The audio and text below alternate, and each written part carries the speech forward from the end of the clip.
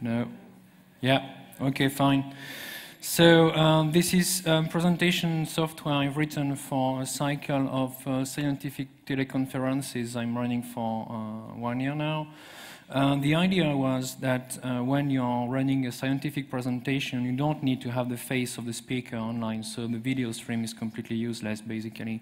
So if you can write with Ajax and reverse Ajax, a small thing like that, where you can synchronize, hopefully, well, no, not hopefully, because the internet connection is broken down.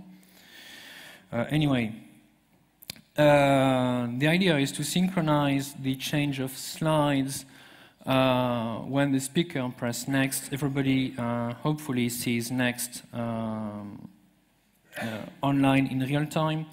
And you also have facilities like virtual laser pointers here that are available to you to give your presentation. So, okay, no, so now it should be working. Yeah, fine. So internet has been connecting again. As you see, it's using HTTP in disconnected mode, so it's quite tolerant to faults.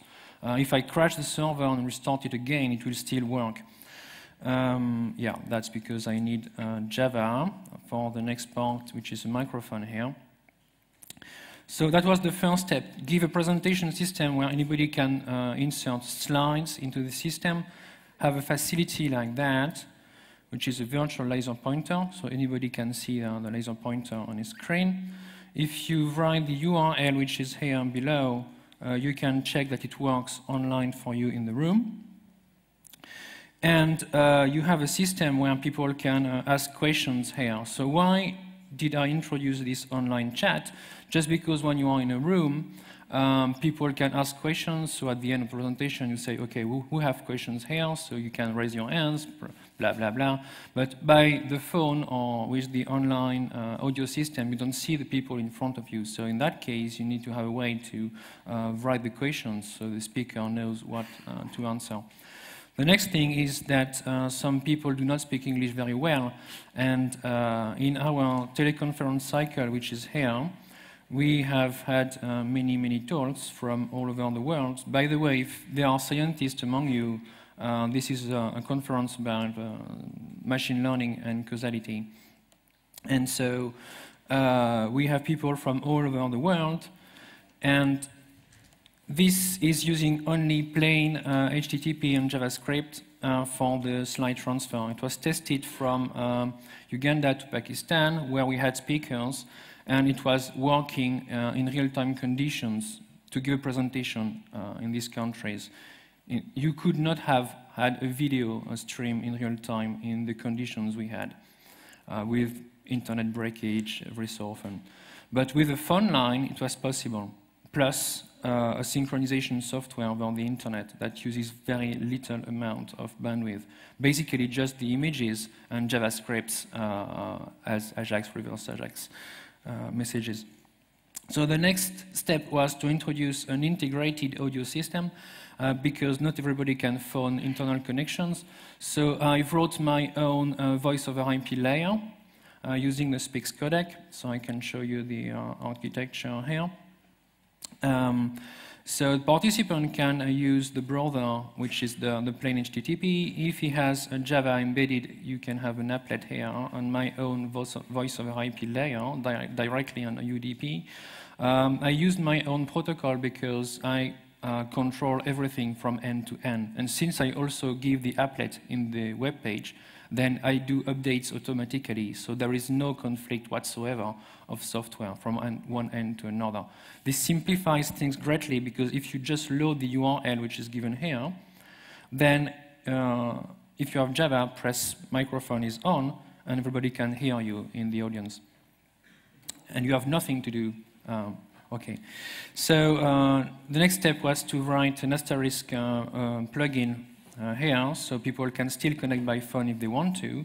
And right now, in this internal teleconference, which I invite you to join, we have this software working, and we can even make video replays for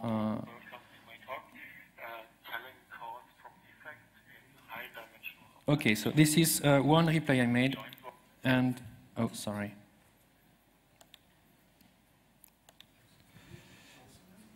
Yeah, it's just a bit slow right now. The internet connection is not working very well. Anyway, that's HTML5 tag. And okay, so you see that after the presentation, you saw here the recording button. So if I record here, I record both the sound and also the slide movements. And then the expected value of C times D is equal to the expected value of C times the expected value. It's supposedly here. Which implies, due to the law of large numbers. Okay, so this is a recording which we made with the software. So after the presentation, you can make a mix of the slides, the laser pointer which was recorded, and the audio, and you have a video replays of the presentation which can be used as a... this was a question on the phone, by the way. The woman here. Okay, that's nearly the end. That's the end, basically. So that's the project information.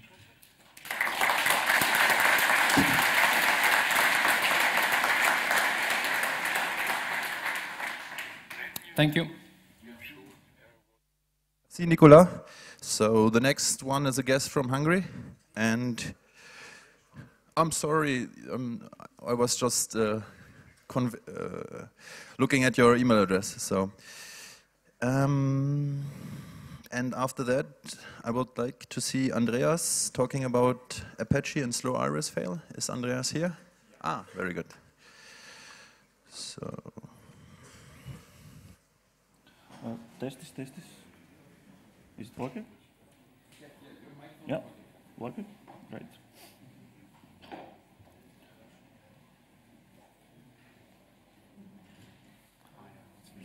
No? Okay, I have other.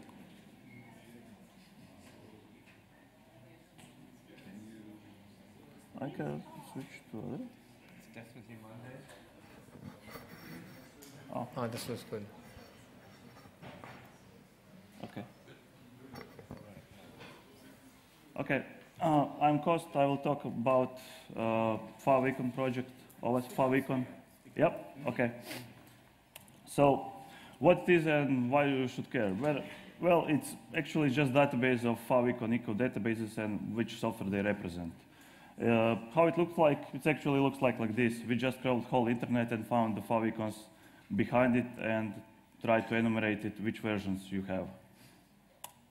So why should you care? Well, if you're a penetration tester, that means you can identify software running. Usually you can identify a web server or a web application, but sometimes even version, because favicons also have sometimes some development. So that means you can actually have like Nmap and OpenVAS or W3AF to check for that software. There is already plugins for it.